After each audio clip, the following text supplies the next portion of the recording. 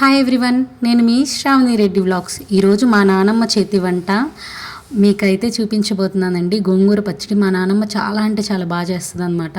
ముందుగా ఒక బాండీ పెట్టుకొని కొన్ని ఎండుమిరగాయలు ఆయిల్ వేసుకొని వేయించుకొని పక్కన పెట్టుకున్నాక అదే బాండీలో గోంగూర కొంచెం చింతపండు వేసి బాగా మగ్గనివ్వాలి.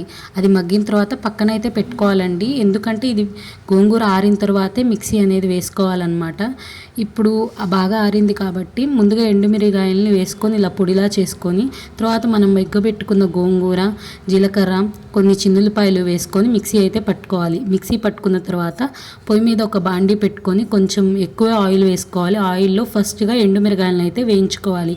ఎండుమిరగాయల తర్వాత కొన్ని ఆవాలు అయితే వేసుకోవాలి. ఆవాల తర్వాత కొన్ని చిన్నులపాయలు అలాగే కరివేపాకు వేసుకొని అవి బాగా వేగేటప్పుడు జీలకర్ర అయితే వేసుకోవాలి.